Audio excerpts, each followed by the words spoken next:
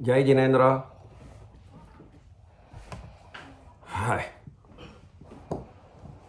બોમ્બેથી હું હવે એન્ટવર્પ આવી ગયો છું, એટલે તમને ટાઈમિંગ જુદો દેખાશે. પહેલામાં આપણે લોકો ચાલુ કરીએ પહેલાં જે લાસ્ટ ટાઈમ જે સિસ્ટમ કરેલી એના બદલે આપણે ક્વેશ્ચન છે ને દરેક ભાવના પછી હું પૂછીશ એ પ્રમાણે જ એ વખતે જ પૂછી લેજો, તો શું બધાને યાદ રહે. જે બી પૂછવું હોય ને છેક સુધી રાહ ન જોવી પડે. 14 રાજ 12 ભાવનાનું આપણે લેક્ચર છેલ્લા 3 વખતથી આપણે ચાલે છે. આપણે 9 ભાવના અત્યાર સુધી કરી. પહેલી 6 ભાવના જે આપણે અગેન એન્ડ અગેન રિપીટ, હમણાં રીકેપ થોડું કરું છું કારણ કે નવા મેમ્બર્સ નવા જણ આવ્યા છે. પહેલી 6 ભાવના એ વૈરાગ્ય માટેની હતી. આપણને ધર્મ તરફ લઈ જાય અને સંસાર તરફથી આપણને દૂર કરે, એના માટેની આ પહેલી 6 ભાવના હતી. જેમાં આપણું એકલાપણું, આપણો આત્મા એકલો છે, કોઈ પણ ચીજ પરમનન્ટ નથી, આપણું શરીર પણ પરમનન્ટ નથી ને શરીરની પાછળ મોહે નથી કરવા જેવો. સંસારના બધા જુદા જુદા રંગો છે કે ફેમિલીમાં ને સુખ દુઃખ ને ઝઘડા ને બધું છે. એ બધું જ ચીજ આપણને બહુ જ ડીપલી થિંકિંગ કરવા માટે, વિચાર કરવા માટે આ ભાવનાઓ બનાવી છે. ને દરેક ચીજ તમે જુઓ તો દરેક ચીજમાં એમ જ લાગે કે આ બધું જ છોડવા જેવું છે જો તમે એકદમ ડીપ થિંકિંગ કરો તો. એમાં જે લોકોના કર્મ એને સાથ આપે તો એ લોકો છોડી શકે છે અને પોતે દીક્ષા લઈને નીકળી જાય છે. અને જે લોકોના કર્મ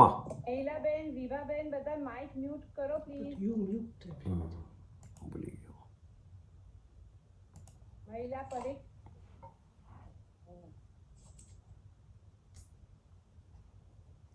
ઓકે, એટલે જે લોકોને છોડી નથી શકતા એ લોકો સંસારમાં જ રહીને પોતે શ્રાવક બનીને પણ એ લોકો આગળ વધી શકે છે.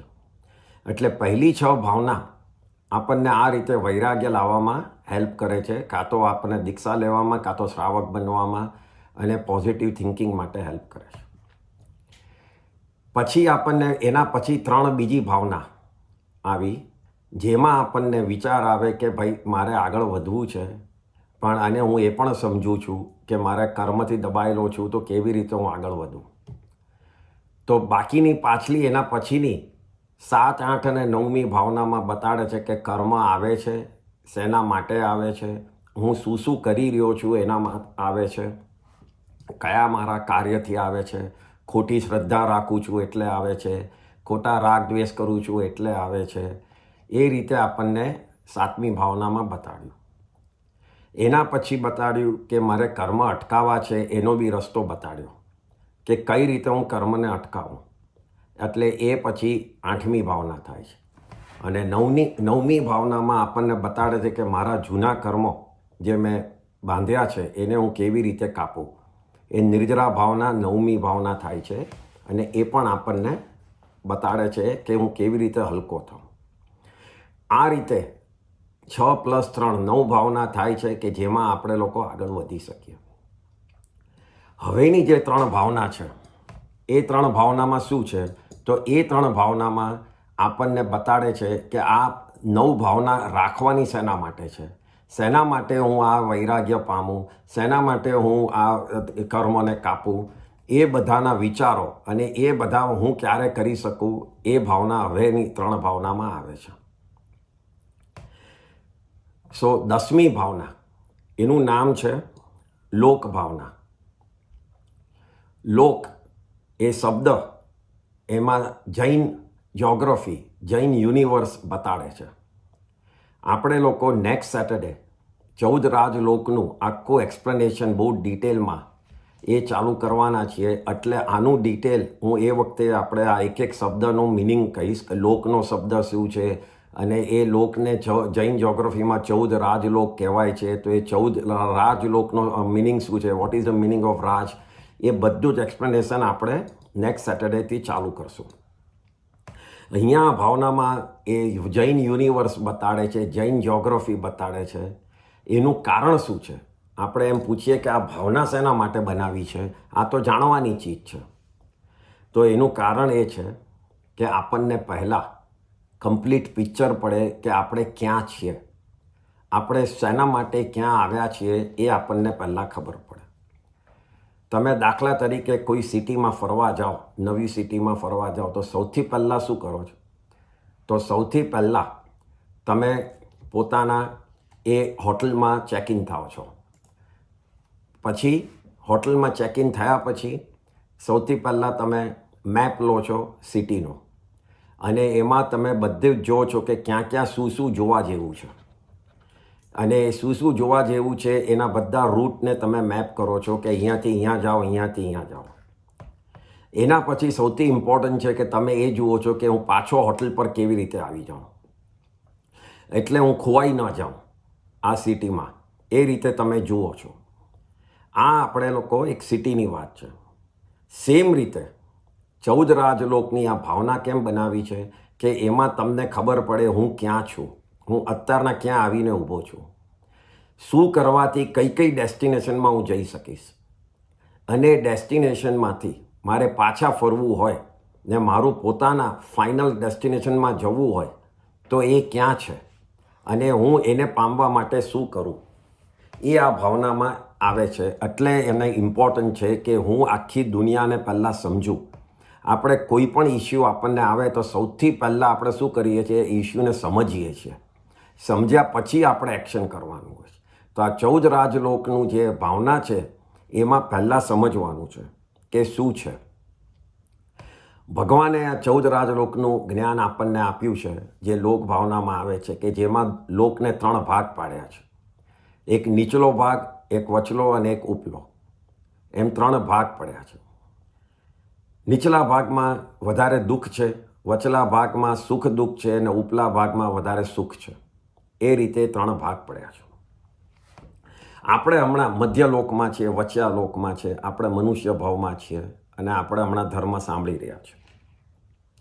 આપણને બહુ જ ઘણીવાર સુખ લાગતું હોય છે કે હાશ મને બધું જ મળ્યું, મારી હેલ્થ સારી છે, મારું ફેમિલી સારું છે, લીલી વાડી છે.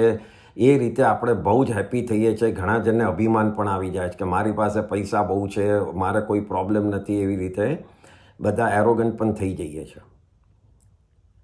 અને એની સામે કોઈને બહુ દુઃખ પડ્યું તો જાણે કે મોટો પહાડ પડ્યો હોય એટલા દુઃખી થઈ જઈએ છીએ કે મને જ કેમ આમ થયું, મારા જ કેમ પૈસા કોઈ ચોરી ગયું, અને મને જ આ હેલ્થના ઇસ્યુ છે, મારા જ ઘરે છોકરીને એને ડિવોર્સ થયા, એમ દુઃખ બહુ લાગે છે.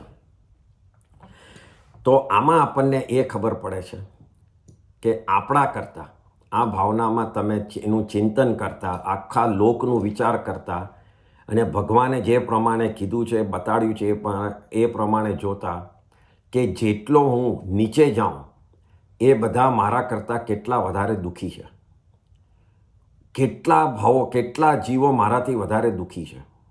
તો મારા દુઃખનું તો મેજરમેન્ટ કંઈ નથી.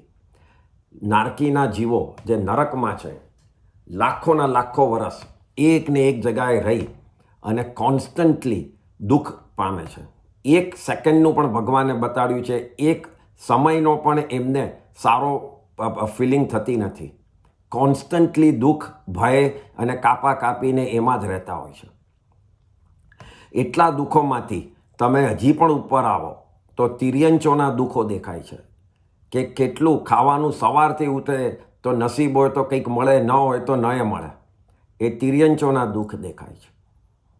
એનાથી ઉપર પણ આવો તો બીજા કેટલા મનુષ્યો છે કે જેના તમારા કરતાં વધારે દુઃખો છે. સ્પેશિયલી તમે હમણાં જુઓ તો આ લોકડાઉનમાં આપણે લોકોને તો મેક્સિમમ કંટાળો ખાલી એક જગાએ રહી જવાનો છે. કેટલા જણને કેટલા દુઃખ છે કે બીજે દિવસે સવારના ખાવાનું કેવી રીતે ખાવું, નોકરી છૂટી ગઈ હોય તો એની સામે આપણું એક જગાએ કન્ફાઇનમેન્ટ રહે, એ દુઃખ કંઈ નથી.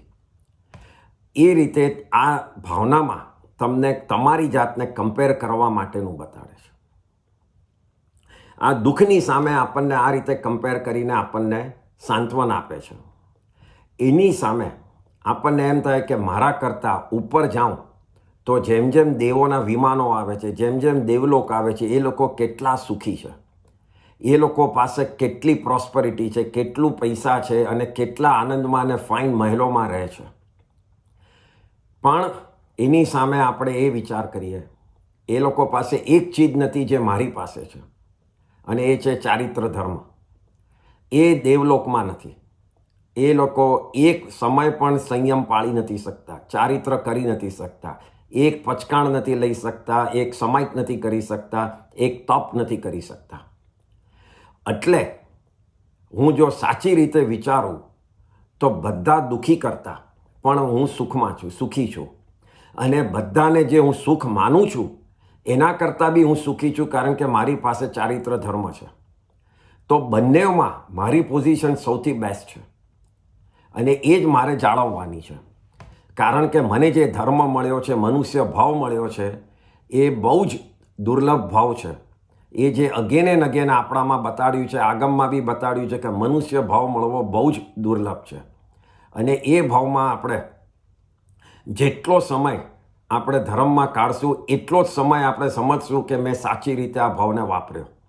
બાકી તો મેં સંસારમાં જેટલું કર્યું છે એ બધું જ અહીંયા મૂકીને જવાનો છું. એમાં જે ડ્યુટી વાઇઝ કર્યું હોય એ બરાબર છે, પણ એના વગરનું જેટલું કર્યું હોય એ તો તમે ઉપરથી નેગેટિવ પોઈન્ટ લઈને જશો સાથે.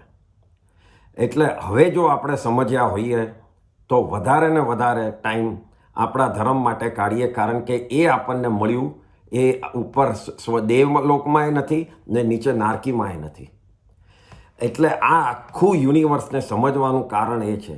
અનંતા જીવોની સામે હું બહુ જ હેપી છું, હું બહુ સુખી છું, અને પોઝિટિવ થિંકિંગ લાવવાનું છે.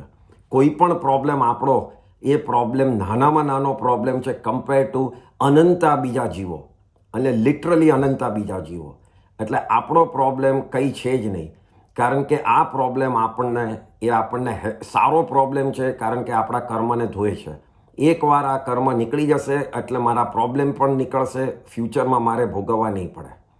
એ રીતે આ ભાવનામાં ભાવવાનું છે. 4 ગતિ છે: દેવ ગતિ, મનુષ્ય ગતિ, તિર્યંચ ગતિ અને નરક ગતિ.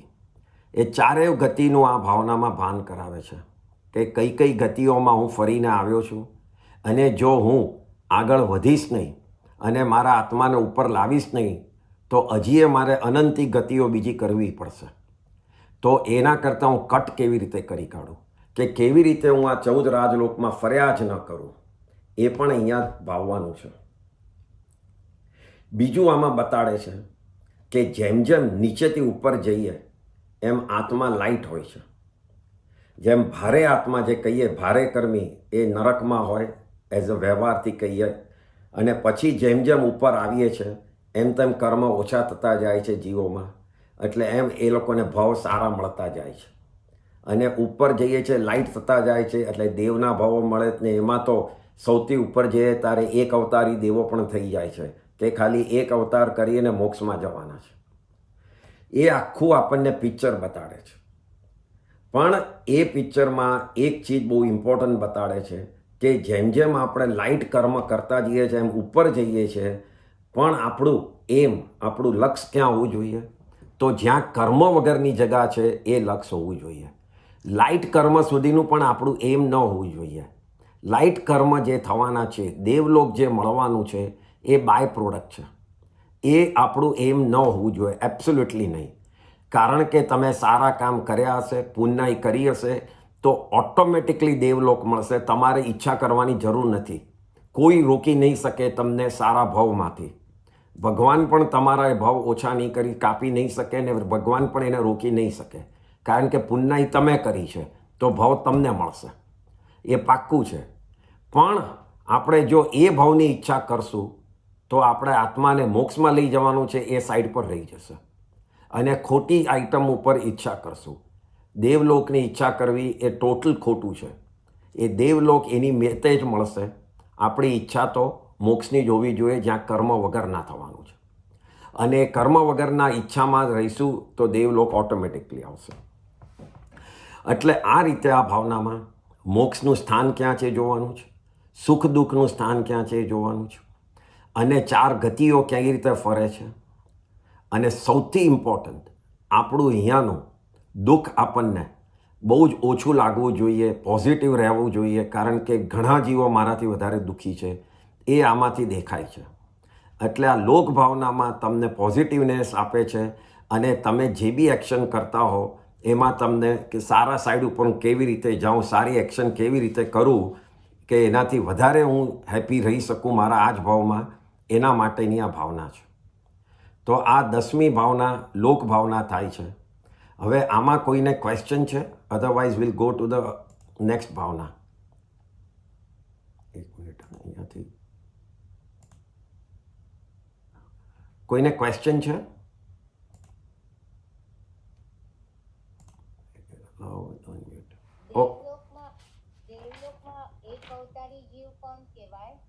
હા, દેવલોકમાં બાય નિયમ, બાય એટલે એબ્સોલ્યુટલી ગણવું હોય એમ તો એક પહેલા દેવલોકમાં બી આવે, બીજામાં બી આવે, કોઈ પણ દેવલોકમાં, પણ સૌથી ઉપર જે 5મું સર્વાત સિદ્ધ દેવ વિમાન છે સૌથી ઉપર, એમાં નિયમ એક અવતારી જ જીવો જાય.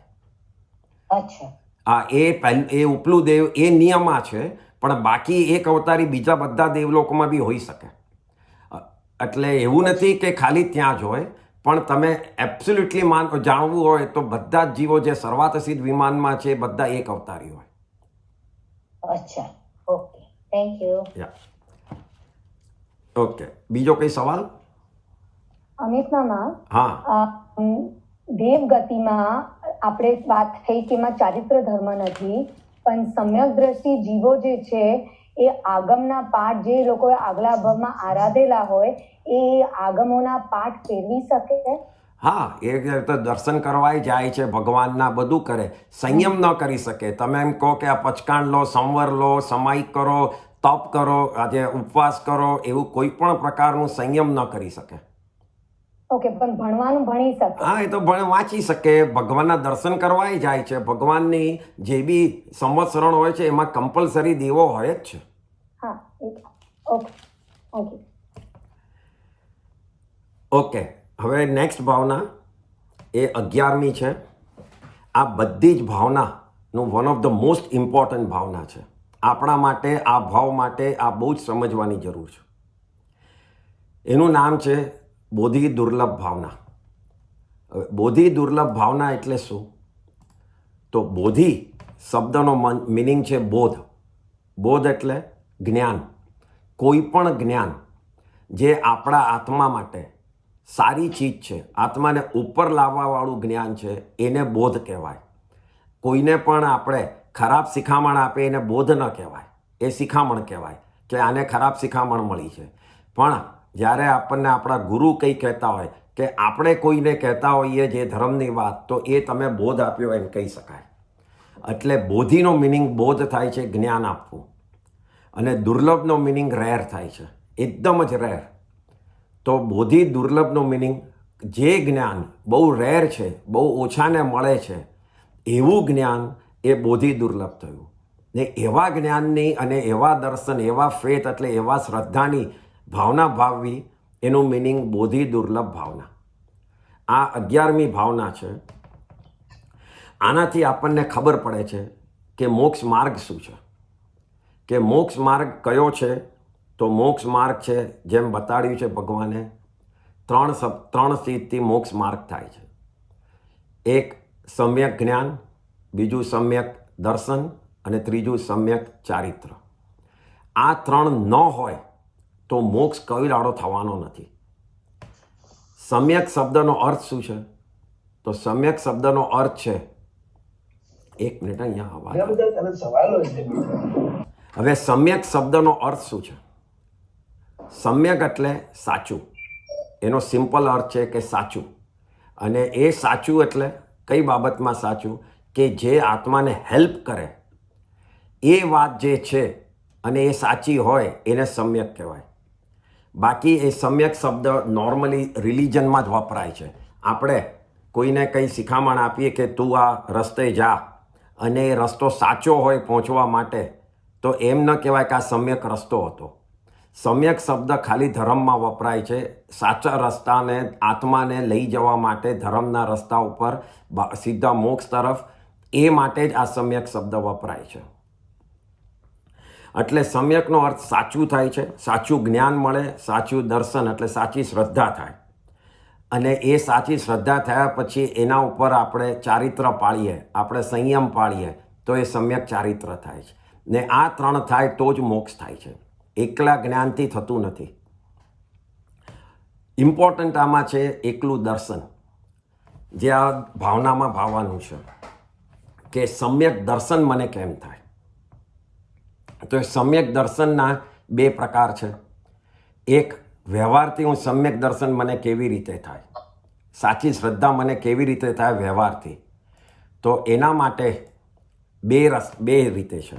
એક, હું અરિયંત ભગવાનના ઉપર શ્રદ્ધા રાખું, જે આપણા ભગવાન છે, તીર્થંકર છે. હમણાં હાલમાં સિમંદર સ્વામીથી માંડીને 20 તીર્થંકરો છે, વિયરમાન છે, એમના ઉપર શ્રદ્ધા રાખું.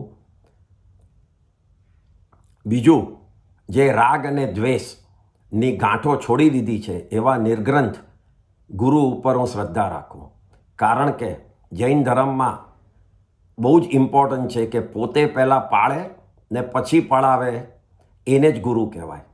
પોતે પાળતા ન હોય અને પાળવાની શિક્ષા આપે, પાળવાનું જ્ઞાન આપે, એ ટીચર કહેવાય, એ ગુરુ ન કહેવાય. ગુરુ ઓલવેઝ જૈન ધર્મમાં પહેલાં પોતે પાળતા હોય. તીર્થંકર બી પહેલાં પોતે પાળી, ભગવાન મહાવીરે પહેલાં તપ કરી, પછી પોતે કેવળ જ્ઞાન પામ્યા અને પછી એમને જ્ઞાન આપ્યું. એ જ રીતે જૈન ધર્મનો રસ્તો છે કે પહેલાં પાળે એ જ ગુરુ છે. એના વગરના ગુરુ એ ટીચર કહેવાય છે. એટલે સાચા ગુરુની સામે તમે શ્રદ્ધા રાખો એમના તરફ. અને ત્રીજી શ્રદ્ધા, તમે જે કેવળી પ્રરૂપિત એટલે જે કેવળીએ જે પામ્યા છે એ કયા રસ્તેથી પામ્યા છે એ રસ્તા ઉપર શ્રદ્ધા રાખો, જે આપણો ધર્મ છે. આપણો ધર્મ એટલે એક રસ્તો જ છે, બીજું કંઈ છે નહીં. રસ્તો છે જે પામી ગયા છે એ લોકોએ બતાડ્યો છે. તો દેવ ગુરુને ધર્મ ઉપર તમે શ્રદ્ધા રાખો, એ સમ્યક શ્રદ્ધા થઈ, સમ્યક દર્શન થયું. અને બીજી શ્રદ્ધા છે તો દુનિયામાં 9 ફંડામેન્ટલ પદાર્થો છે, તત્વો છે, એના ઉપર તમે શ્રદ્ધા રાખો. એ તત્વો કયા છે? તો જીવ છે, એ છે. અજીવ છે તો એ પણ માનો કે છે જ અજીવ. પછી પુણ્ય અને પાપ પણ છે, કર્મ પણ છે, કર્મને અટકાવી પણ શકાય છે, કર્મને કાપી પણ શકાય છે, આત્માની જોડે કર્મનો બંધ પણ થાય છે અને મોક્ષ પણ થાય છે. એમ કરીને આ 9 તત્વ કહેવાય છે. તો આ 9 તત્વ એ ફંડામેન્ટલ પોઈન્ટ છે જે જૈન આપણા આખા દુનિયામાં કાયમ રહેવાના છે. તમે ભલે મોક્ષ પામો પણ બીજાના આત્માના એંગલથી એ રહેવાના જ છે. એવી રીતે આ એમ નથી કે આ જતું રહેવાનું છે. એક આત્માના એંગલથી જતું રહે કે હવે કર્મ નથી રહ્યા, પણ બીજા અનંત આત્માઓના એંગલથી કર્મ રહેવાના જ છે. એટલે આ 9 તત્વ ફંડામેન્ટલ છે. તો આ જ્ઞાન ઉપર તમે શ્રદ્ધા રાખો તો એ સમ્યક દર્શન થાય. આ થયું વ્યવહારથી. નિશ્ચયથી પોતાના આત્મા ઉપર શ્રદ્ધા રાખો, આત્માના ઉપરનો વિશ્વાસ, આત્માની તાકાત ઉપરનો વિશ્વાસ, આત્માના ગુણો ઉપરનો વિશ્વાસ. આપણે લોકો સિદ્ધ ભગવાનને પગે લાગીએ છીએ. એ પગે કેમ લાગીએ છીએ? એ આત્માને પગે લાગીએ છીએ, એ બરાબર છે, એ વ્યવહારથી છે. મેઇન પગે લાગીએ છીએ કે એમણે અહીંયા પોતે પામી, રસ્તો બતાડી અને સિદ્ધ થયા છે. બાકી આ તમે મગજમાં રાખજો કે એમના આત્મા અને આપણા આત્મામાં ફરક શું છે ખબર છે? એક જ ચીજનો ફરક છે, એ સમયનો ફરક છે. એ પામી ગયા છે ને આપણે હજી પામવાના બાકી છે, એટલો જ ફરક છે. કોઈ બીજો ફરક નથી. એમનો આત્મા જેટલો જ્ઞાનવાળો છે એટલો જ આપણો બી છે. એમનો જેટલું જ્ઞાન, દર્શન, ચારિત્ર, તપ, વીર્ય, ધૈર્ય બધું જ છે આપણામાં છે. એમનો જેટલો હલકો ને ભારે આત્મા છે એવો જ મારો છે. કોઈ ફરક નથી. પોતાના આત્મામાં એટલો કોન્ફિડન્સ રાખજો કે હું પણ સિદ્ધ અને અરિયંત ભગવાનનો જ આત્મા છું, ખાલી હું હજી પામ્યો નથી અને મારે એ પામવું છે. પોતાની જાતને નીચો બનાવવાની ટ્રાય નહીં કરતા. હું એ જ લેવલમાં છું. ખાલી હમણાં હું પગે કેમ લાગુ છું? કારણ કે એમની એ અવસ્થાને પગે લાગુ છું. એ પામી ગયા છે એટલે હું પગે લાગુ છું. એમણે મને રસ્તો બતાડ્યો છે એટલે હું પગે લાગુ છું. બાકી એમનો આત્મા મારાથી ઊંચો છે એમ કોઈ દાડો નહીં માનતા. એ ઉપરથી ખોટું છે. હા, મારા આત્મામાં કર્મ લાગેલા છે એટલા માટે એ એંગલથી એ આત્મા જે કર્મ વગરનો છે એટલે હું ઊંચો ગણું છું, એ બરાબર છે. પણ અંદરથી બે આત્મા સેમ જ છે. એટલા પોઝિટિવ તમે રહેજો. કોઈ દાડો પોતાના આત્માને નીચે નહીં માનતા, પોતાની જાતને નીચે નહીં માનતા. આ રીતે જે માને એ સમ્યકદર્શી કહેવાય, સમ્યક દર્શન એનામાં કહેવાય. જે પામી ગયા છે એમને આપણને ભગવાન મહાવીરે સમજો કે એમના જે ગણધર હતા, ગૌતમ સ્વામીથી માનીને 11 ગણધરો થયા, ડિસાઇપલ, એમના ફર્સ્ટ ડિસાઇપલ્સ કહેવાય. એમને ભગવાનની દેશના સાંભળી અને આપણા સુધી જે જ્ઞાન પહોંચાડ્યું છે એ જ્ઞાન પછી આગળ વધતા વધતા જે આપણે આગમ કહીએ છીએ, અંગ અને ઉપાંગો કહીએ છીએ, એ જ્ઞાનનો એક એક શબ્દ સાચો છે. એમાં એક બી શબ્દ ઉપર ડાઉટ નહીં કરતા. એટલે એકે ન સમજાય એ 100% પોસિબલ છે કે નહીં સમજાય, અને સમજવાની ટ્રાય કરો, એમાં ક્વેશ્ચન કરો, એમાં ડાઉટ કરો, એનો કોઈ પ્રોબ્લેમ નથી. પણ છેલ્લે એના પર વિશ્વાસ તો રાખજો કે આ સાચા જ છે શબ્દ, આમાં એક બી ખોટો નથી. તો એ સમ્યકદર્શી કહેવાય. તો આ સમ્યક દર્શન, આ ભાવનામાં ભાવવાનું છે કે મને આવી પ્રકારનું સમ્યક દર્શન ક્યારે થાય કે હું મારા આત્માને સમજું સિદ્ધના આત્માની જેમ જ, ખાલી ફરક છે સમયનો, અને મારે સમય ટૂંકો કરવો છે, હું પણ કેવી રીતે ફાસ્ટ ઉપર જાઉં. આ સમ્યક દર્શનનો ફાયદો શું છે? હવે એ આમાં ભાવ જુઓ. આપણે જ્યારે આયુષ્યનો બંધ પડે છે એટલે એનો અર્થ શું કે હમણાં જે ભાવમાં છું, સમજો કે હમણાં હું અમિતના ભાવમાં છું, હવે મારો આવતો ભાવ નક્કી થશે, કારણ કે હમણાં તો મોક્ષ થવાનો નથી. તો મારો જે આવતો ભાવ નક્કી થાય એ આ ભાવમાં ગમે ત્યારે બી એ નક્કી થશે કે ભાઈ અમિત હવે આવતા ભાવમાં અહીંયા જશે.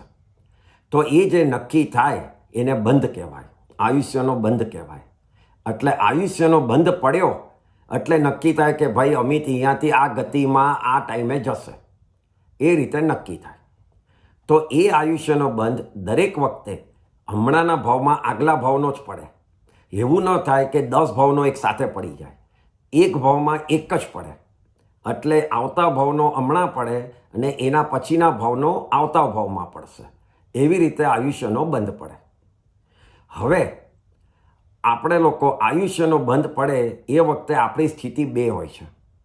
ક્યાં તો આપણે સમ્યક દર્શનમાં હોઈએ છીએ અને કાં તો આપણે મિથ્યા દર્શનમાં હોઈએ છીએ. સમ્યક દર્શન ને મિથ્યા દર્શન એ કેવી ચીજ છે કે એ આવ જાવ કર્યા જ કરે આપણને. આપણી પાસે અત્યારના એવા પ્રકારનું સમ્યક દર્શન છે જે કોન્સ્ટન્ટલી રહેતું નથી. એટલે આવ જાવ કર્યા જ કરે છે. આપણા ભાવો ઉપર એ હોય છે, આપણે ડાઉટ્સ જે કરીએ છીએ, આપણે સંસારની કોઈ વાતને સાચી માનીએ છીએ કે આ કરવા જ જેવું છે. સમજો કે ઘણા પાપો હોય, ઘણા આપણે આરંભો કર્યા હોય ને આ કરવા જ જેવા છે, એવું બધા વિચારથી આપણા સમ્યક દર્શનમાં થોડું ઢીલું પડે.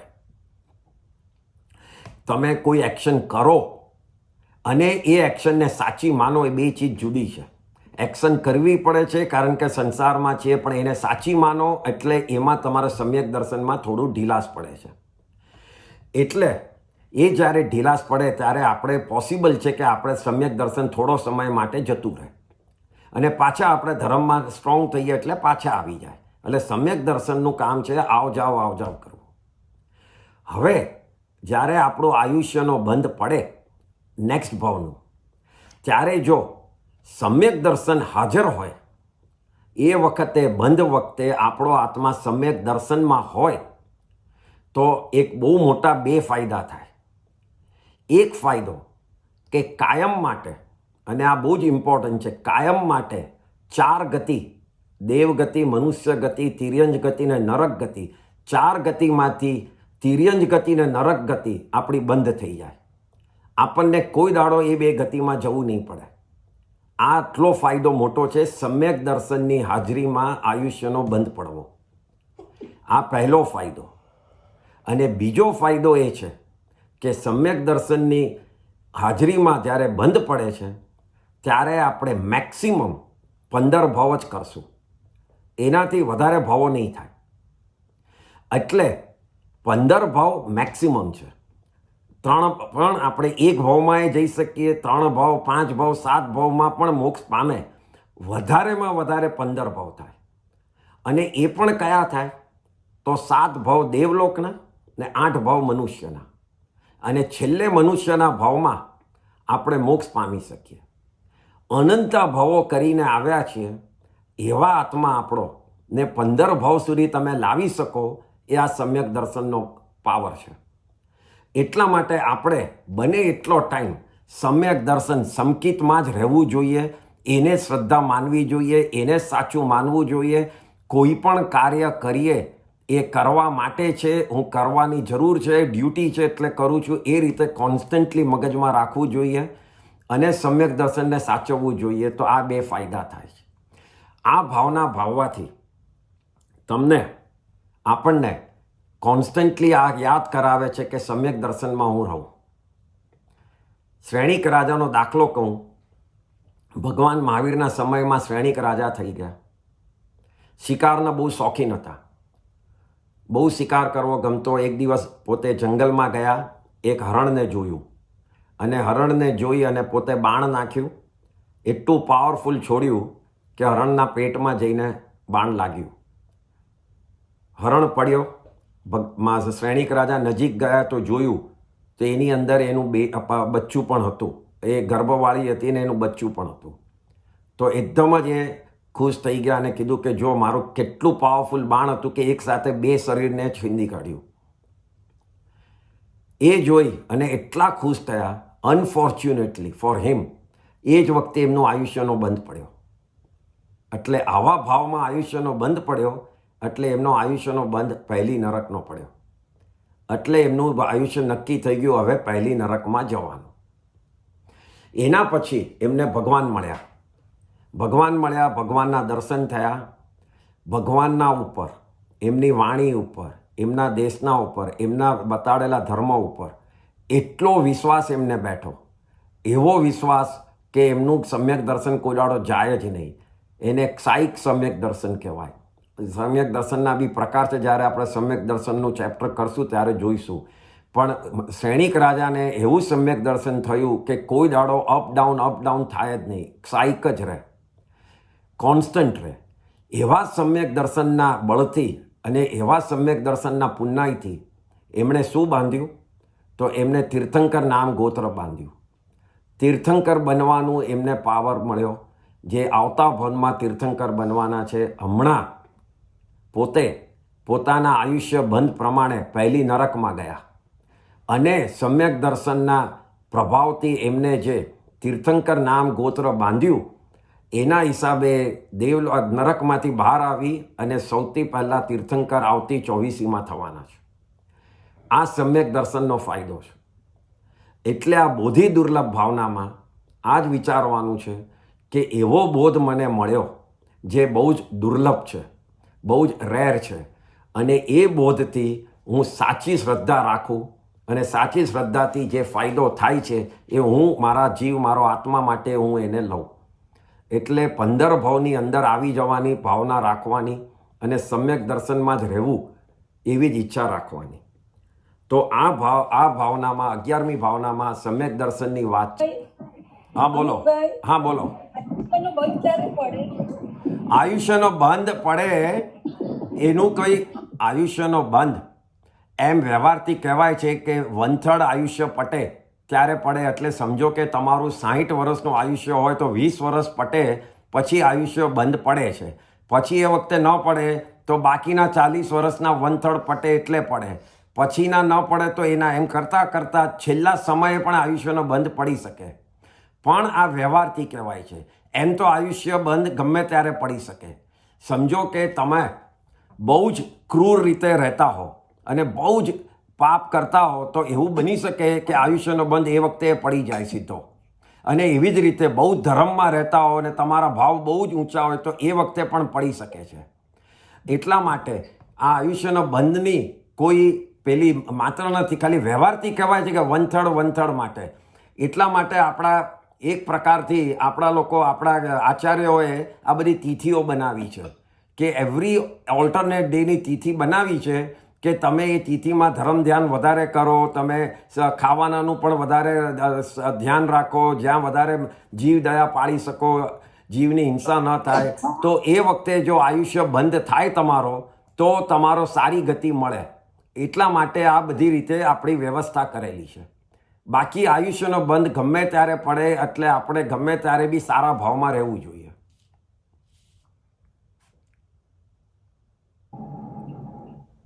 અમિતભાઈ, હા તમે એમ કીધું કે આપણે જ્યારે બંધ પડે ત્યારે નક્કી થઈ જાય કે કઈ ગતિમાં જવાનું છે, બરાબર.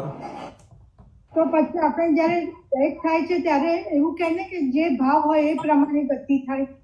હા, એટલે એ પ્રમાણે એ વખતે તમે ધર્મ ધ્યાનમાં હો કે સારા ભાવમાં હો તો તમારી ગતિ બની શકે કે દેવલોકની થાય. ફોર એક્ઝામ્પલ તમને કહું, ગોસાળકજી હતા, તમને એ ખબર છે, ભગવાન મહાવીરના શિષ્ય હતા જે ભગવાન મહાવીરના વિરુદ્ધ થયેલા, અગેન્સ્ટ. એમને ભગવાનના ઉપર તેજો લેશિયા નાખી હતી ભગવાનને મારવા માટે, એટલા ખરાબ ભાવ કરેલા.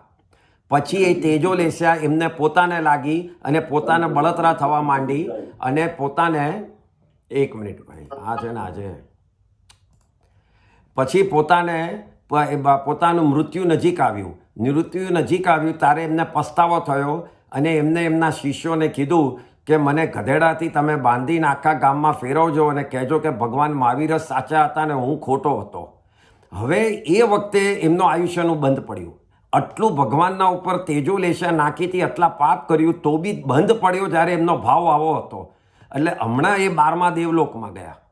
પણ પછી એમને જે 2 સાધુઓને બાળ્યા અને ભગવાન મહાવીરને આટલું એમને કષ્ટ આપવાનું કર્યું, દરેક નરકમાં 2 વાર જવાના છે, પછી એમની મુક્તિ થવાની છે. એટલે એમને પાપનું ફળ એમને પછી મળવાનું છે, પણ હમણાં એમને 12મું દેવલોક મળ્યું. એટલે તમે કહો છો એ વાત બરાબર છે, જે વખતે તમારો એ વખતે જે ભાવ હોય એ વખતે બંધ પડે એ ગતિ થાય. હવે એની પહેલાં તમે બહુ જ પુણ્ય કર્યું હોય અને તમારો ભાવ સમજો કે બહુ ખરાબ હોય ને ગતિ, તો એ વખતે ગતિ તમારી ખરાબ થઈ શકે, પણ તમને જે પુણ્ય પહેલાં કર્યું છે એનું ફળ પછી મળશે જ. અને એવી રીતે વાઇસ વર્ષા ઉલટું હોઈ શકે. હેલો, હા બોલો. હેલો અમિતભાઈ, હા. આપણે જે તમે કીધું ને કે આયુષ્યનો બંધ પડે અને ધારો કે દેવ ગતિ નક્કી થાય અથવા તો તિર્યંજ ગતિ નક્કી થાય, તો એમાં પછી તમે પુરુષાર્થ કરો તો આગળ પાછળ થઈ શકે? ના, બંધ પડ્યા પછી ન થઈ શકે. ભગવાને શ્રેણિક રાજાને કીધું હતું, શ્રેણિક રાજાને બહુ જ અવોઇડ કરવું હતું પહેલી નરક. એ સમજાવવા માટે ભગવાને એને બધા 2-3 દાખલા આપેલા કે તું આના પાસથી દાન કરાવી, આખી સ્ટોરી છે. એટલે તમારો આન્સર શોર્ટમાં એ છે કે ન થઈ શકે. બંધ પડ્યો હોય એટલે એ તમારું આયુષ્ય એ રહે છે. એટલે જે ગતિ નક્કી થાય, હા, એ રહે છે. ગતિ તો બરાબર છે, પણ ધારો કે તિર્યંશમાં તમને ધારો કે સસલું બનવાનું હોય, ના, તમારું કંઈ પણ જે નક્કી થઈ ગયું એ જ થાય. તમારો ભાવ સસલામાં જવાનો હોય તો સસલામાં જ જશે, એ વખતે નહીં થાય. પણ એના પછી તમને પસ્તાવો થાય, ધારો કે મેં આટલું ખરાબ કર્યું છે, અને પછી તમે બાકીનો ટાઈમ દીક્ષા બી લઈ લો તો એની પુણ્ય એનું ફળ પછીથી મળશે. અચ્છા, પછીથી મળશે, પણ એ ભાવ તો તમારો સસલામાં જ જશે. કરવો જ પડે. હા. Okay, thank you. ઓકે, એ જે વાત છે, એક મિનિટ, એ જે વાત છે એમાં આપણને જે કીધું, સમજો કે ઋષભદેવ ભગવાનના સમયમાં મરીચીનો જે આત્મજીવ હતો એ ભગવાન મહાવીરનો હતો, જે 24મા તીર્થંકર બનવાના હતા. એ ભગવાને જ્ઞાનમાં જોયું હતું, પણ એમનો એકચ્યુઅલી પ્રેક્ટિકલી જે બંધ પડે એ તો નેક્સ્ટ ભાવનો જ પડે. ભગવાને પોતાના જ્ઞાનમાં જોયું હતું કે આ અહીંયા પહોંચશે. એનું મિનિંગ એમ નથી કે એમના દરેક ભાવના બંધો પડી ગયેલા. એક છે જે જ્ઞાનમાં જોયું, ને બીજું છે પ્રેક્ટિકલી સાયન્ટિફિકલી કે તમે જે બી કહો, જે કર્મના પૂતગલો આવીને જે બંધ પાડે એ બીજી ચીજ છે. એ તો સિસ્ટમ પ્રમાણે આગલા જ ભાવમાં થાય. એટલે તીર્થંકર નામ ગોત્ર બી બાંધ્યું હોય તો એનાથી નક્કી થાય કે તીર્થંકર બનશે, પણ એ 3જા ભાવમાં થાય. પણ એની વચ્ચે એમનો નેક્સ્ટ ભાવ શું થશે એ એમના એ ભાવમાં જે પ્રમાણે એમને જે ભાવ હોય. એટલે એવું પણ બને કે તીર્થંકર નામ ગોત્ર કોઈએ બાંધ્યું હોય ને પછી નરકમાં બી જાય, ને એવું પણ બને કે દેવલોકમાં એ ઉપર જાય અને પછી તીર્થંકર બને. એટલે નેક્સ્ટ ભાવ તો પોતાના જે પરિણામ છે એ પ્રમાણે થશે, પણ એન્ડમાં તીર્થંકર થવાના છે એ એમણે બાંધી દીધું છે. એટલે એ નક્કી થઈ ગયું કે આ તીર્થંકર થવાના છે, પણ ક્યારે બંધ પડશે, ક્યારે એમનું નક્કી થશે એ એકચ્યુઅલી એમના પરિણામ અને એમનો સમય આવે ત્યારે જ થાય નક્કી. જેમ ભગવાન મહાવીરનું આયુષ્ય પણ એમનો સમય, એમના આયુષ્યના દલિકો પૂરા થયા ત્યારે થયું. પણ ભગવાનને તમે પહેલેથી પૂછ્યું હોત તો એ કહેત કે મારું આ સમયે મૃત્યુ થશે, કારણ કે એમને જ્ઞાનમાં જોઈ લીધેલું, પણ પ્રેક્ટિકલી પૂતગલો એ સમયે પૂરા થયા એટલે એમનું નિર્વાણ થયો. એટલે પોતે પહેલેથી જોઈ અને એમ નથી નક્કી કરી કાઢતા કે હવે હું નિર્વાણ મારો થઈ ગયો હમણાં જ હું કરી કાઢું. એ પોસિબલ જ નથી. એમને નિર્વાણ સુધી એમને રાહ જોવી જ પડે, એમના કર્મના પૂતગલને એટલા ઉડાવવા જ પડે, કર્મના નહીં પણ એ આયુષ્યના, ત્યારે જ એ નિર્વાણ થાય. એટલે દેર ઇઝ અ ડિફરન્સ જાણવું અને એકચ્યુઅલી થવું. અને થવાની સિસ્ટમ આ ફિક્સ છે કે દરેક વખતે નેક્સ્ટ ટાઈમનો જ ભાવ પડે આયુષ્ય. એટલા જ માટે 8 કર્મ જે છે એમાં કહેવાય છે કે 7 કર્મ સમયે સમયે બંધાય છે, 8મું કર્મ એક જ વાર બંધાય છે દરેક ભાવમાં, અને એ છે આયુષ્યનું કર્મ. અને બાકીના 7 જે કર્મ છે એ સમયે સમયે આપણે બાંધીએ છીએ, અને આયુષ્ય એક જ વાર બાંધીએ છીએ. અમિતભાઈ, હા એક વસ્તુ નહીં સમજાય. હેલો, હા બોલો. અમિતભાઈ, એક કે મિનિટ. આપણે તમે જે કીધું ને કે સમ્યક દર્શન પછી 15 ભાવ કરવા પડે, અરે 15 ભાવની ગણતરી હોય, જે 7 દેવલોક અને 8 મનુષ્ય.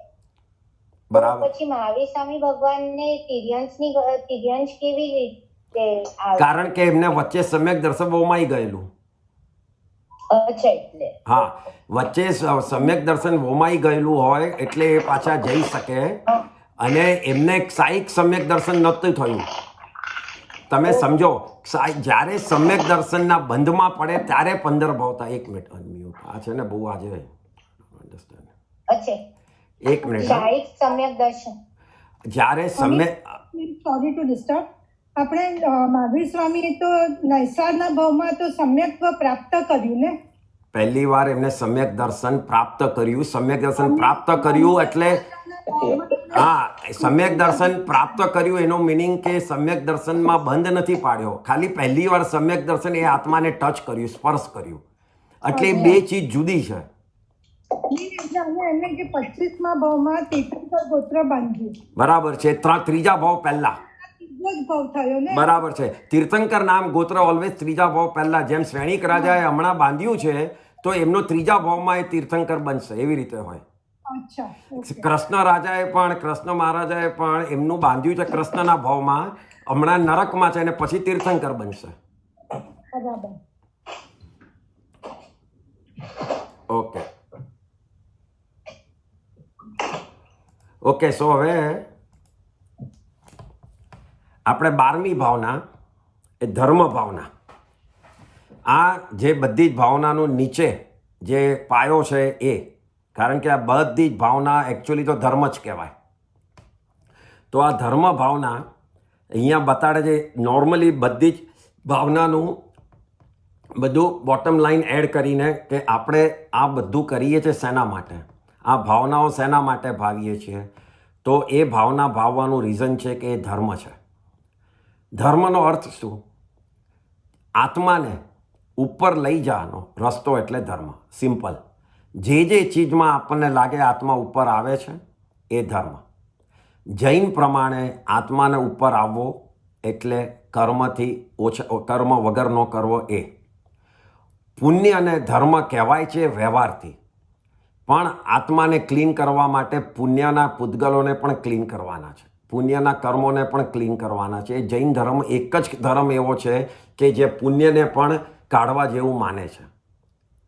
અત્યારના પુણ્ય કરવા જેવું છે કારણ કે we are very much behind and we need the support of punya. But at end we need to take that out. Unlike Hinduism, પાપ અને પુણ્ય એકબીજાની સામે ઉડતા નથી. હું પુણ્ય કરું તો મારું પાપ કપાતું નથી, અને હું પાપ બહુ કરીશ તો મારું પુણ્ય જતું રહેશે એમ પણ નથી થતું. બંનેના તમને રિઝલ્ટો જુદા મળે છે અને બંને જુદા જુદા રીતે ભોગવવું પડશે. એટલા માટે પાપ ન કરો ને પુણ્ય કરો એનું અત્યારના આપણે કરવાનું હોય છે, કારણ કે આપણે હજી ઘણા પાછળ છે અને આપણને સગવડ જોઈએ છે. તીર્થંકરનું શાસન એ ધર્મ છે. તીર્થંકરે જે બતાડ્યું એ આગમો ધર્મ છે. અને આ બધા ધર્મથી આપણને શું મળે છે? તો આપણું દુઃખ જતું રહે છે. એ કઈ રીતે? આપણે એક સાઈડ તો કીધું કે જૈન ધર્મમાં કોઈ પણ આપણું દુઃખ લઈ નથી શકતું, કોઈ પણ તથાસ્તુવાળો ધર્મ નથી આપણો કે ભગવાને આવી અને તમને માફી આપી અને તમારા દુઃખો જતા રહ્યા. તો આ ધર્મથી આપણું દુઃખ કેવી રીતે જતું રહ્યું?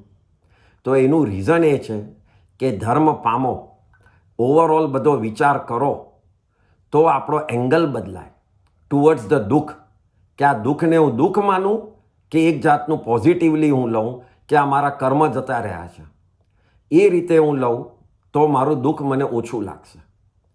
એટલે ધર્મ એ જ્ઞાન આપે છે કે દુઃખને કયા એંગલથી જોવું, અને એ એંગલથી જોવાથી મારું દુઃખ મને પોતાને ઓછું લાગે.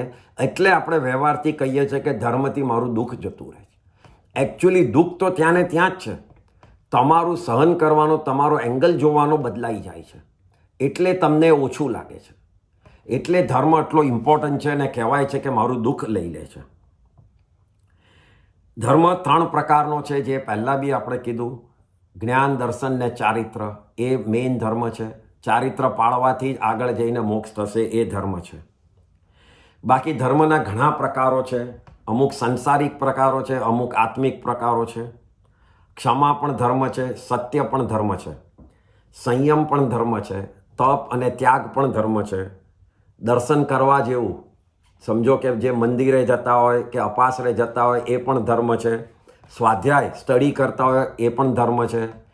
બ્રહ્મચર્ય પાળવું એ ધર્મ છે. અહિંસા પાળવી એ ધર્મ છે. વિનય ને વિવેક રાખવો એ પણ ધર્મ છે. આ રીતે બધા જ પ્રકારના ધર્મો છે. એક જ નથી. એક સાઈડ પર તમે વિવેક ન રાખો, વિનય ન રાખો, ક્રોધ કરો ને પછી 6 સમાયકો કરો તો એ તમે કંઈ ધર્મ એટલો બધો કર્યો નથી, સમજ્યા નથી. સમાયિક કરી કાઢ્યું પણ સમજ્યા નથી તમે કે સમાયિકમાંથી લેવાનું શું છે. મૂળ લેતા નથી અને ખાલી ક્રિયા વિશે કરી કાઢો છો.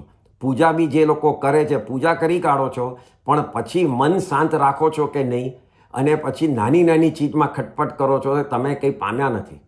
એટલે ધર્મ પામવાનો છે. ધર્મને આપણે શીખવાનો નથી. એ શીખ્યા પછી પામવાનો છે. એને ક્રિયા ઉપર રહેવાનું છે અને એ રીતે જવાનું છે. જીવદયા એક મોટી ધર્મ છે. જીવદયા 2 પ્રકારની છે. એક સ્વજીવદયા અને પરજીવદયા. સ્વજીવદયા એટલે તો પોતાના આત્માને કર્મથી બચાવવો, એ સ્વજીવદયા કહેવાય. હું શું કરું કે મારો આત્મા દંડાય નહીં, એને પનિશમેન્ટ ન મળે વધારે કર્મોથી, એ સ્વજીવદયા. એના વિચારો કરો, કર્મ ઓછા બાંધવું અને સારા ભાવમાં રહું, એ સ્વજીવદયા. અને બીજી જીવદયા છે પરજીવદયા. તો એમાં પાછા 2 રીત છે. એક, હું એને હેરાન ન કરું, એને પરિતાપના કિલામના, એને હિંસા ન કરું, એને મારી ન નાખું, એને ભય ન આપું, એ રીતે એને જીવવા દઉં, તો એ પરજીવદયા થઈ. અને બીજી, હું એને ધર્મ પમાડું, એને આગળ લઈ જાઉં અને એને સાચા માર્ગ ઉપર લઉં કે એ બિચારાનું પણ સુધરે, તો એ પણ પરજીવદયા થઈ. એટલે જીવદયા પણ 2 રીતે થાય. ખાલી અહિંસા રાખવી, હિંસા ન કરવી, એના કરતાં બી જ્યાં જ્યાં પોસિબિલિટી હોય ત્યાં તમે એને જીવદયા આપો. સમજો કે તમે પાંજરાપોળ ગયા હોય તો ઘણી જગ્યાએ નવકાર મંત્ર બી ગણાતા હોય છે. આપણને એમ લાગે કે તિર્યંચોને નવકાર મંત્ર ગણાવવાની શી જરૂર, કોઈ કૂતરો હોય એને ગણાવવાની શી જરૂર. એના પૂતગલો, એના જે સાંભળવાનું છે એના મગજમાં જાય જ છે, અને એને કામમાં ક્યારે આવે, કોઈક વખત એને કોઈ જ્ઞાન થાય, જાતિ સ્મરણ, ત્યારે એને આવે કે આવું તો મેં સાંભળ્યું છે. ને એ સાંભળવાથી એને એવું પણ થાય કે એ સમ્યક દર્શન બી પામી શકે. કારણ કે સમ્યક દર્શન 4 ગતિમાં મળી શકે એમ છે. દેવ, મનુષ્ય, તિર્યંચ ને નરકી બધાને સમ્યક દર્શન મળી શકે એવું છે. એટલા માટે આવી રીતે તમે કરો તો એને પરજીવદયા કહેવાય. આપણે સંસારિક જીવદયામાં ચેરિટી કરીએ, સાધર્મિકને હેલ્પ કરીએ, એટલે કોઈ જૈન ધર્મી પાળતો હોય એને હેલ્પ કરીએ, એને સગવડ કરી આપીએ કે બરાબર ધર્મ કરી શકે. એનિમલ્સ માટે પાંજરાપોળ કરીએ, પછી સ્કૂલ્સ બનાવીએ, હોસ્પિટલ્સ બનાવીએ, આ બધા સાંસારિક ધર્મ છે. અને સાંસારિક પુણ્ય કરીએ છીએ, એ સાંસારિક ધર્મમાં ભાગ કહેવાય છે. પુણ્ય બાંધવાનું કારણ શું છે? ધર્મ બતાડે છે કે પુણ્ય બાંધવાનું એક જ કારણ છે. એ છે આપણને સગવડ કરી આપે છે. અત્યારના તમને સગવડ જે મળે છે, 1 કલાક હમણાં બેસીને આપણે લોકો જે સાંભળીએ છીએ અને બોલીએ છીએ, એનું રીઝન એ છે કે આપણે પુણ્ય બાંધીને આવ્યા છે કે આપણી પાસે 1 કલાક મળ્યો છે. બાકી લોકોને એક સમાય કરવાનો સમય નથી મળતો, પોતાનું ઘર ચલાવવું પડે છે, પોતાનું ફેમિલી ચલાવવું પડે છે, એટલા દુઃખી હોય છે. તો એની સામે તમને આ મળ્યું છે એનું રીઝન છે તમારી પુણ્યાઈ. એટલે પુણ્ય બાંધવાનું કારણ અત્યારના ધર્મ કરતાં ધર્મનો રસ્તો મને મળે એના માટે છે એવું વિચારવાનું. મારે પુણ્ય એના માટે બાંધવું છે, નહીં કે મને દેવલોકના સુખો મળે એટલા માટે. પણ મને ધર્મનો રસ્તો મળે, મને અહીંયાથી દેવલોક બી મળવાનું હોય તો એના પછી મારી ઈચ્છા એ જ છે કે સિમંદર સ્વામી ભગવાનના પાસે મહાવિદ્ય ક્ષેત્રમાં મારો જન્મ થાય ને જો ત્યાં હું પામી જાઉં તો મારું જો મોક્ષ થઈ જાય તો બહુ સારું છે.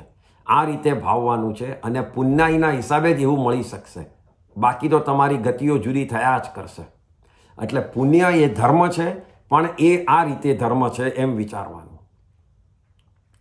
ધર્મનો બીજો ઇમ્પોર્ટન્ટ પોઈન્ટ છે કે જે માતા પિતા હોય, આપણા ગુરુ હોય, એના માટે આ બહુ જ ઇમ્પોર્ટન્ટ છે. માતા પિતા એટલે પેરેન્ટ્સનું તમે સેવા કરો, એમને તમે સાચો હોસ્પિટલમાં લઈ જાઓ એમના ઓલ્ડ ટાઈમમાં, એ બધું એ કર્તવ્ય ધર્મ છે, એ ડ્યુટીવાળો ધર્મ છે. પણ જો તમારું એમના ઉપર એક ઋણ છે, કર્જ છે, ડેપ્ટ છે, શેનું કે એમને તમને જન્મ આપ્યો, મોટા કર્યા, એક જાતનું આ આગમમાં આવે છે. આપણે શાસ્ત્રોની વાત નથી, આગમની વાત છે. તો એમનું જો એ તમારે કર્જ ઉતારવું હોય તો એક જ રસ્તો છે કે એમને ધર્મ પમાડો, તો જ તમારું કર્જ ટુવર્ડ્સ પેરેન્ટ્સ ઉતરી શકે. અને સેમ વે તમારા ગુરુ તરફ. કેવી રીતે? તો ઘણા દાખલા એવા છે કે ડોટરે કે સને દીક્ષા લીધી અને પછી એમના ફાધર કે મધરને સમજાવ્યું અને બરાબર ધર્મ પમાડ્યો અને પછી એમને પણ ઘણીવાર દીક્ષા પછીથી લે છે. તો એ એમને ધર્મ પમાડ્યો છે તો એમને એમના પેરેન્ટ્સ તરફનો કર્જ ઉતાર્યું. એ બહુ જ મોટું ઋણ છે કે આ ઉતારવાનું ના, એક જ રીતે ઉતરી શકે છે ધર્મ પમાડીને. એટલે ધર્મનો રોલ એટલો બધો ઇમ્પોર્ટન્ટ છે કે પોતાના પેરેન્ટ્સની તરફ. સેમ વે પોતાના સ્વામી એટલે પોતે જેને ત્યાં નોકરી કરતો હોય, જેને ત્યાં કામ કરતો હોય, એવા સ્વામીને પણ તમે સાચો રસ્તો બતાડી અને એને સાચી લાઈન પર લાવો અને એનો વિશ્વાસ તમે રાખો, એનો વિશ્વાસઘાત ન કરો. એ બધું જે છે અને એમાંથી એમને જે સાંત્વન મળે કે એને રાગ દ્વેષ ઓછા બાંધે તો એ પણ એને ધર્મ તમે પમાડો છો.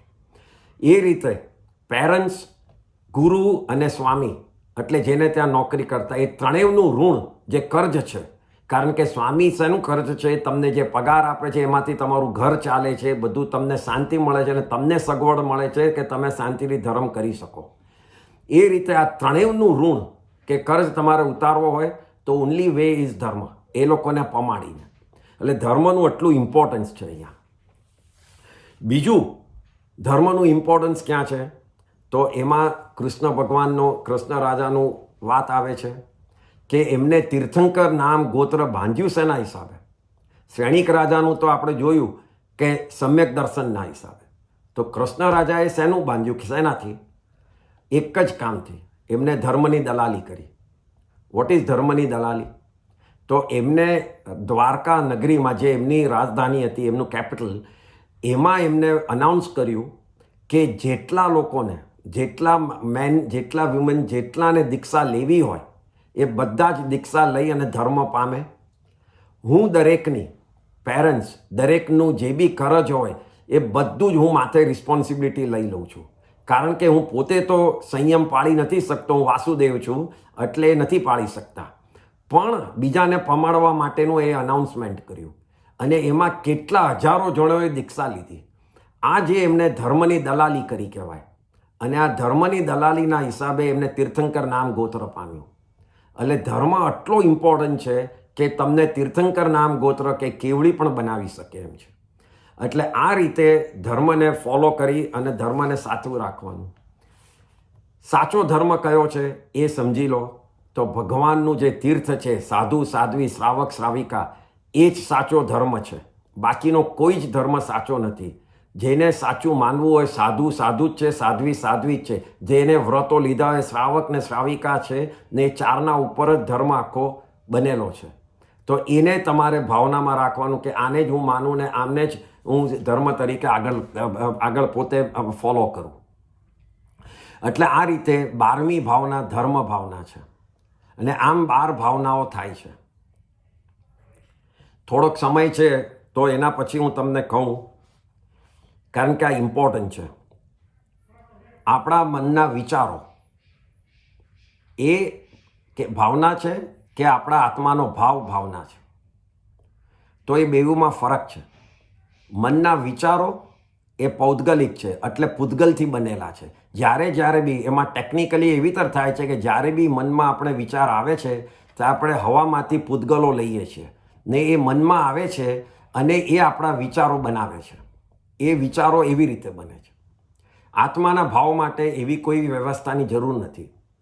એ આત્માનો ભાવ અંદરથી જ બહાર આવે છે અને એ ભાવ ઓલવેઝ શુદ્ધ જ હોય છે. એમાં કોઈ 2-3 ભાવ જુદા પડતા નથી. એક જ ભાવ હોય છે, શુદ્ધ ભાવ. વિચારો અસંખ્ય હોય છે, જુદા. આત્માનો ભાવ એક જ જેવો હોય છે. વિચારોમાં 3 ભાગ પડે છે. કાં તો અશુભ હોય, કાં શુભ હોય છે અને કાં તો શુદ્ધ થઈ જાય છે. જ્યારે શુદ્ધ વિચારો આવે છે ત્યારે એ અને આત્માના ભાવ બંને એકમેક થઈ જાય છે, એક જ જેવા થઈ જાય છે. બાકી જ્યારે અશુભમાં હોય છે કે શુભમાં હોય છે ત્યારે વિચારો અલગ ને આત્માના ભાવો અલગ છે. એ બેઉ ચીજ અલગ છે.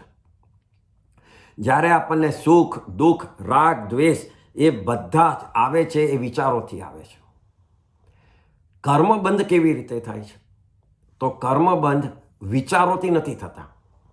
વિચારો આવે છે એમાં આપણે જે ભાવ નાખીએ છીએ એ ભાવથી કર્મબંધ થાય છે. એક્ઝામ્પલ આપું.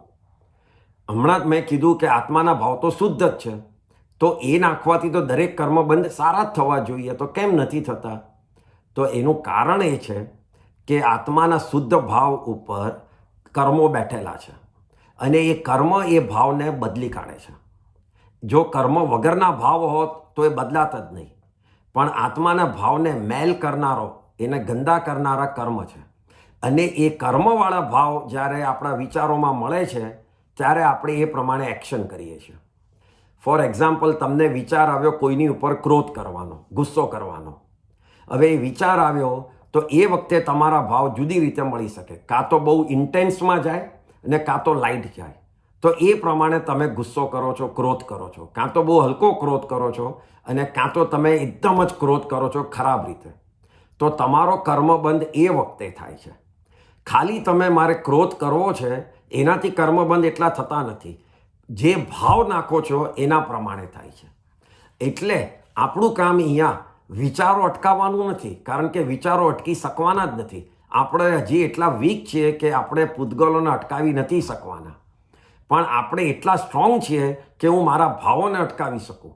ભલે કર્મથી એ ભાવ નીકળતા હોય, પણ જો મેં આ જ્ઞાન લીધું હોય તો મારે એ પ્રમાણે એક્શન નથી લેવું, એ આપણે અટકાવી શકીએ. તો એ અટકાવવાથી નવા કર્મ બંધ અટકે છે અને આ વ્યવસ્થા પાકી જ છે. કારણ કે જો આ ન હોત તો કોઈ દાડો તમારા નવા કર્મ અટકે જ નહીં. નવા કર્મ અટકાવવું એ આપણા હાથમાં છે જ. જૂના કર્મને ઉદયને અટકાવવું એ આપણા હાથમાં નથી. આ બેઉ પાકું છે. અને આ જો નોલેજથી આપણે આપણા ભાવોને દર વખતે કર્મથી આવતા હોય એને લાઇટ કરી કાઢીએ તો એ પ્રમાણે આપણે કર્મ ઓછા બંધ કરીએ. અને એના માટે પ્રેક્ટિકલી શું જરૂર છે? તો પ્રેક્ટિકલી એ જરૂર છે કે જેવા વિચાર આવે એ પ્રમાણે ઇમિડિયેટલી એક્શન લેવું નહીં, કોઈ દાડો નહીં. એ વખતે પેશન્સ રાખવી, વિચાર કરી ને પછી એક્શન લો. 10માંથી 8 વાર તમે જે વિચારો આવ્યા હતા એનાથી તમારી એક્શન બદલાઈ જશે. કારણ કે તમે હવે વિચાર કર્યો છે બરાબર, એમાં પછી તમે શાંતિથી પેશન્સલી ભાવ નાખ્યો છે કે મારે આ ગુસ્સો કરવાની જરૂર છે, ધારો કે. કાં તો પછી કે એ હમણાં એ વખતે એમ વિચાર આવે કે ના, એ હમણાં ગુસ્સામાં છે તો હમણાં હું શાંત રહું, પછીથી હું એને સમજાવીશ કે ભાઈ આમ હતું એટલે તું ખોટો ગુસ્સો કરતો હતો. એવી રીતે તમારા વિચારો બદલાશે. એનું રીઝન એ છે કે તમે તમારો ભાવ અંદર નાખ્યો છે અને એ વખતે તમારો ભાવ જો સારો આવે અંદર તો તમે એ રીતે ક્રોધને કાઢી શકશો પોતાનો અને સામેવાળાને બી બદલી શકશો. પણ જો તમે ખાલી વિચારોથી એક્શન કરશો તો ક્રોધની સામે ક્રોધ કરીને ઝઘડો થશે અને છેલ્લે સંબંધો બગડશે. એટલે કોઈ બી તારીખે આપણે ઘણીવાર કહીએ છીએ વગર વિચાર્યું બોલે છે. એનો મિનિંગ શું? વિચાર તો કરેલો જ છે, પણ એ વિચાર ઉપર થિંકિંગ નથી કર્યું એણે, એને કહેવાય છે વગર વિચારે બોલું. જો થિંકિંગ કર્યું હોત તો તમે એ વિચારો જે એકદમ જ આવી ગયા એને તમે બ્રેક મારી શક્યા હોત. એટલે આ ભાવના આપણને આપણા ભાવ તરફ લઈ જાય છે અને એ ભાવ તરફ લઈ જવાથી આપણે આપણી એક્શનોને બદલી અને કર્મબંધ ઓછા કરી શકીએ છીએ. એટલે આ ખાસ મગજમાં રાખજો. વિચારોને બદલવાની કોશિશ નહીં કરતા, એમાં જતા ભાવોને બદલવાની કોશિશ કરજો, કારણ કે કર્મબંધ ત્યાં છે, વિચારોમાં નથી એકલો. વિચારો તો આવીને જયા જ કરશે. એક જ જણને વિચાર નથી આવતા, એ કેવળ જ્ઞાનીને આવે, પણ એમને દ્રવ્ય મનમાં આવે એ યુઝ જ નથી કરતા, કારણ કે કોન્સ્ટન્ટલી પોતાના આત્માના ભાવમાં જ રહે છે. એના સિવાય દરેક જીવોને વિચારો આવતા જ હોય છે, એટલે એને અટકાવવાની જરૂર નથી. કોઈને કંઈ સવાલ છે?